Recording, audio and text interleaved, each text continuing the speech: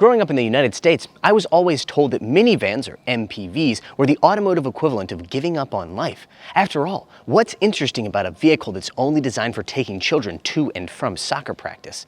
Apparently, nobody ever told that to the people over at Zeekr, however, because they decided to make an MPV with the power of a BMW M3, styling from the 22nd century, and an interior from a concept car. Meet the Mix. Welcome to Wheelsboy, where we cover the newest, coolest, and wildest vehicles from the Chinese car market. Be sure to like, subscribe, and hit the bell.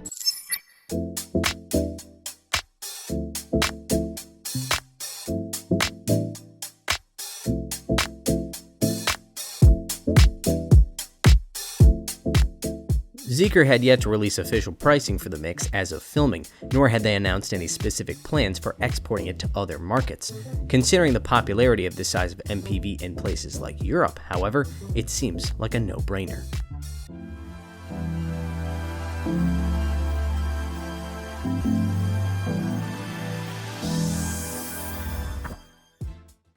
To say that the Zeekr Mix's styling is futuristic would be underselling it by a wide margin. If you told me that this thing was a driverless robotaxi shuttling people around New York in the year 2075, I would find it very believable. In fact, it kind of is, because the SEAM architecture developed by Geely for this car was loaned to American driverless company Waymo in order to underpin their Waymo driverless robotaxi concept car. Except this is not a concept. This is a production vehicle. One of the things that makes the Mix look so futuristic, apart from the front-end styling that looks like it might gain sentience at any moment and begin a rebellion against us human meat sacks, is the fact that the wheels are pushed to the absolute corners of the vehicle. This thing measures 4.7 meters in length, but has a wheelbase of 3 meters. That's the equivalent of putting the wheelbase of a Mercedes-Benz S-Class underneath a Honda Civic. The Mix uses a trick multi-link rear suspension which separates the damper and the spring, allowing for flexible packaging that doesn't impinge on interior space as much as a standard multi-link rear suspension. That means it can retain a respectable 568 liters of space with the seats up, and over 2,000 liters when you hit a button and lay them down. The Zeekr Mix is one of the strangest vehicles I've ever reviewed, and that goes well beyond the styling. Even the way you enter the car is unconventional. Most MPVs of this length couldn't possibly have a traditional sliding door because they don't have space for the track right here. They've got a solution for that. This door operates on large hinges mounted top and bottom, just like you'd find on the door of a public bus or a subway. Once you've opened this door, however, it looks more or less like a normal MPV. Then you hit another button, and you realize that the front door is also an insane forward hinged door. Ingress and egress, as you can imagine, is absolutely incredible. When you're ready to close the door, there is a button here on the dashboard that you can hit. Note also the fact that once these doors are open, there is no B-pillar. That's right, this is a pillarless MPV, though Zeekr is quick to point out the fact that when the doors close, the rear of the front door and the front of the rear door come together to form a dual B-pillar. There's also added material in the top of the car structure here for extra rigidity and safety. This funky forward swinging door necessitates another feature that I've never seen on a car. If you're preparing to open this door and the car realizes that you've got some turn in the steering wheel, it will automatically return the steering wheel to center. That way the door won't run into the front tire or wheel. If you do not allow it to return to center, the door will simply not open all the way. Either way, it's not going to run into the wheel. When it doesn't open all the way, there's still just enough space for you to get into the front seat.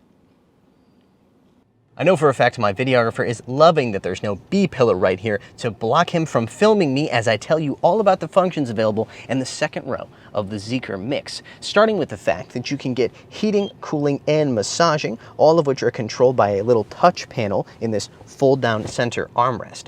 Over here on the right side armrest, you will find the controls for your electrically adjustable brake. As such, you'll also find an electric adjustment forward and aft, and an electrically adjustable leg rest. Really want to be comfortable, you can hit the button down here and lower a footrest like so. Zeekr also has a very down-to-earth solution when it comes to rear entertainment, which is a mount where you can put an iPad or any other either kind of a tablet computer as well as a power outlet for that device. This is actually the power outlet that you would use to charge your phone as well. There is one rather, on the back of each seat rest. I approve. Very simple solution. Based on other Zeekr models, I would say that the heating is probably standard on this car, but the cooling and massaging and maybe even the leg rests could be an added cost option. The electrical adjustability, however, almost certainly has to be standard because it's a major part of this car's other calling card. The calling card in question is what Zeekr claims to be the world's first electrically spinning front row seats. Both driver and passenger seat can spin around to fully face the rear passengers at the touch of a button.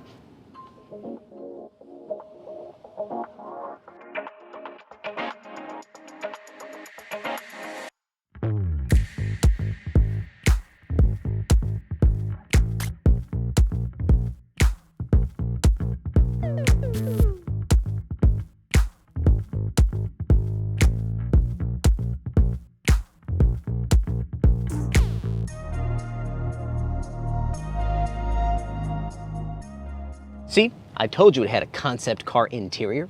The center console, as you can see, can be adjusted as you see fit, forward and aft. It also has an available 10.9-liter refrigerated and heated storage space. But if you choose not to opt for the refrigerator, you instead get 4 mounts on the side of this center console, which you can use to mount small separate tables like this, or one very large table, say if you guys wanted to share a meal together.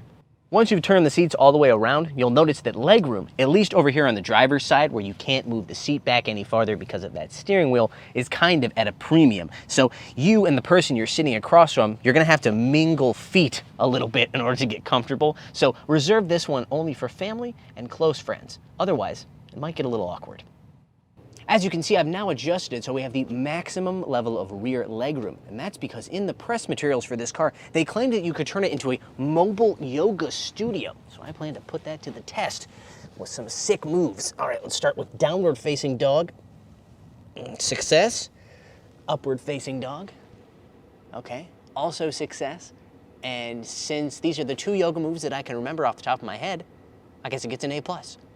If you're interested in buying your own mix so you can turn it into a mobile yoga studio, reach out to us via email, sales@wheelsboy.cn. We can help you to export this or any other Chinese car.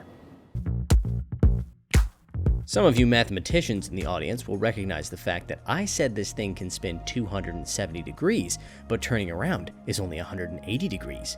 To get the other 90 degrees, you have to turn the seat so it faces outward. You might use this to watch a sunset or some type of sporting event. Or you could use it to go fishing. Oh, I don't have any bait. The driver's side door is a normal front hinged affair, but it is electrically operated. It can be closed by hitting the brake pedal, which would also close the door on our camera, so I won't do that. Or you can close it by a button on the door, or this button on the dashboard, which is undoubtedly the most convenient of the 3 options. The interior tech in terms of screens is pretty much identical to that of the Zeekr 7X, except the HUD measures 29 inches instead of the larger 35+ inches of the 7X SUV. The instrument cluster is the same, 13.02 inches, as is the center screen at 15.05. And yes, it matters that we say 13.02 and 15.05 and not 13 and 15, because, you know, this much screen makes a difference, I guess, to someone, somewhere. The 15.05 inch, and again, 15.05, not 15 inch, center screen can be turned up to 12 degrees towards the driver or up to 47 degrees towards the passenger, like so. You'll note that this is manually adjusted, not electrically adjusted like the one in something like a Nevo E07. That's mostly because I think it's way more convenient to do such a large range of motion by hand than it would be to wait for a little electric motors to slowly beep, beep, beep, beep, beep, beep, beep, beep, beep, beep, beep, all the way over to that side. Moving from one side of the mix is as easy as making sure the center console isn't in the way and then sliding over, like so. Underneath this center screen, you will notice there is no row of physical buttons as there is in a 7X, but honestly, that just adds to the sense of airiness inside of this cockpit, though I still miss the physical buttons, just for the record. In here, it feels incredibly spacious, especially over here on the passenger side, because they've gotten rid of the glove compartment. Well, they haven't gotten rid of it. They've actually put a top-hinged glove compartment like that. That just adds, again, to the sense that you have lots and lots of space inside of here. Just in case you thought it was only easy to get from left to right in this car, it's also pretty easy to get from front to back, as I will demonstrate right now. And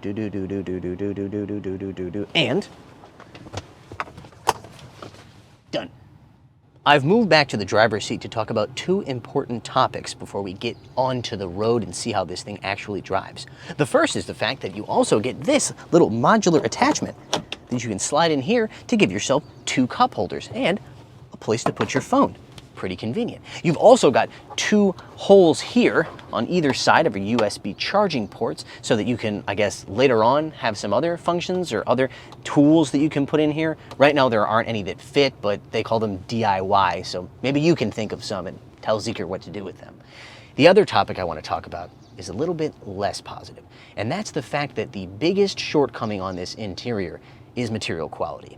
Zeekr is known as a premium brand, and they have the interiors to match. I really love the look and feel of the interior on the 001 and the 7X and all the other Zeekrs that I have driven. They look and feel very premium.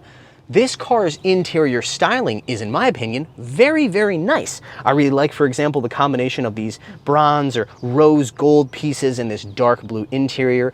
I really, really like the way that it looks. But when it comes to the way it feels, there is way more cheap, hard plastic on this interior than I've seen in any other Zeekr model, and I cannot go without commenting on that. I also cannot help but feel they spent all their money on all these cool functions and didn't have any left over to make sure that that wasn't hard plastic. The mix can be had with either a 76.5 kilowatt-hour LFP battery pack with a claimed CLTC range of 550 kilometers, or a 102 kilowatt-hour NCM pack from CATL with a claimed range of 702 kilometers. Claimed charging speeds from 10 to 80% are a blazing 10.5 and 15 minutes, respectively.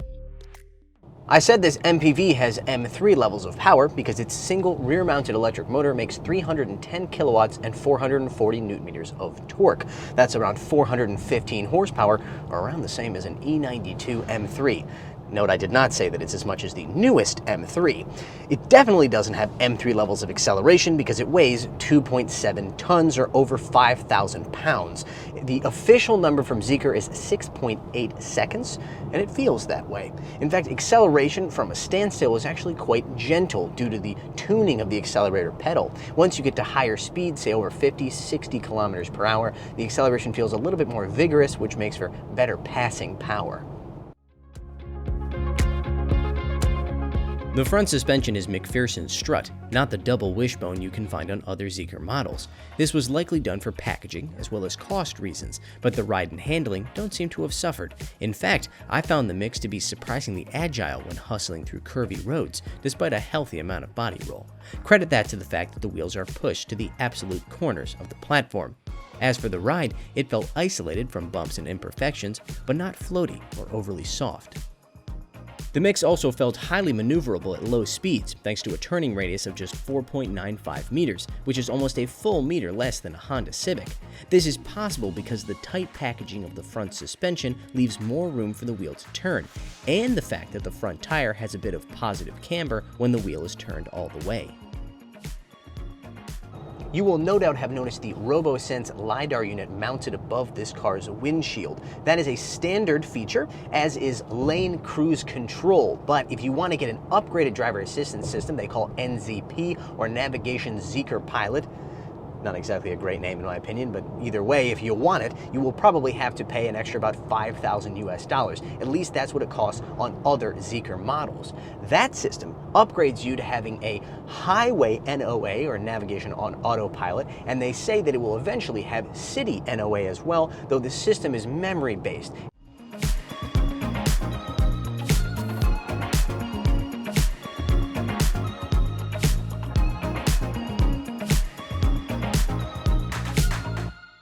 The Zeekr Mix may be one of my absolute favorite cars of 2024.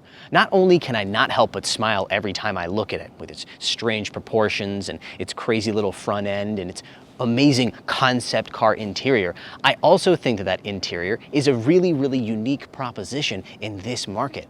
Also, this is a pretty unique proposition in the first place because it's one of the few smaller electric MPVs that you can buy with an interior that's this nice and an exterior that's this interesting. I am a little disappointed to see that Zeekr has decided to lower interior material quality in order to fit in all this technology, but I think it's worth the compromise.